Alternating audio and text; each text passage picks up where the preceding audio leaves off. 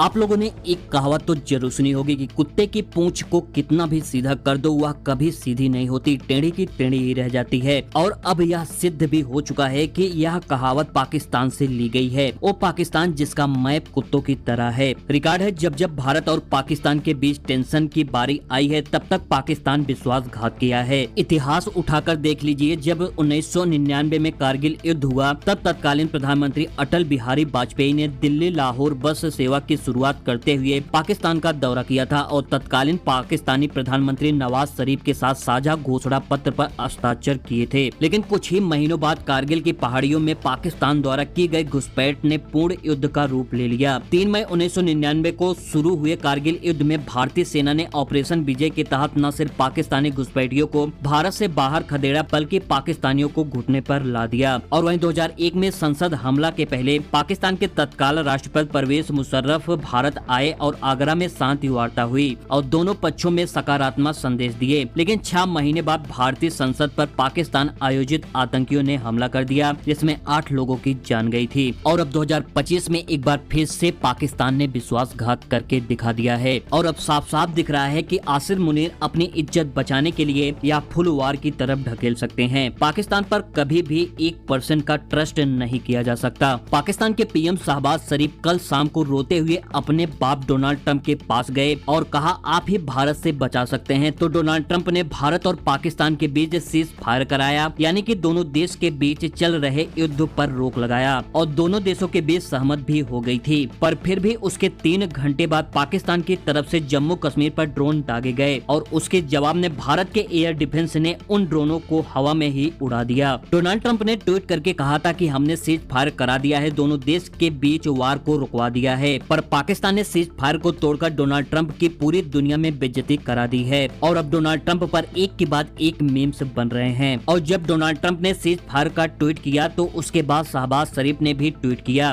पर शहबाज शरीफ ने अपने ट्वीट में एक भी बार सीज फायर का जिक्र भी नहीं किया। उन्होंने अपने ट्वीट में लिखा कि शांति के लिए राष्ट्रपति ट्रंप के नेतृत्व और सक्रिय भूमिका के लिए उन्हें धन्यवाद देते हैं। इसके अलावा पूरे ट्वीट में सीज फायर का जिक्र भी नहीं किया। अब पाकिस्तान ने जम्मू कश्मीर पर रात में सीज फायर को तोड़कर बता दिया है कि वह शांति चाहते ही नहीं हैं। पाकिस्तान द्वारा सीज फायर को तोड़ने के बाद जम्मू कश्मीर के सीएम उमर अब्दुल्ला ने कहा कि this is no ceasefire, ये सीज फायर नहीं है। और उन्होंने एक वीडियो शेयर की जिसमें हम देख सकते हैं कि पाकिस्तानी ड्रोन जम्मू कश्मीर पर हमला किए हैं, पर हमारे एयर डिफेंस पाकिस्तानी ड्रोन से बचा रहे हैं। ये पाकिस्तानी लातों के बाद बातों से नहीं मानते, इन्हें उसी भाषा में समझाना चाहिए जिस भाषा में ये समझना चाहते हैं। और वहीं दूसरी तरफ पाकिस्तानी पीएम शहबाज शरीफ बयानबाजी कर रहे हैं कि हमने भारत को औकात दिखाई है, भारत के प्लेन से लेकर कई चीजों का नुकसान किया है।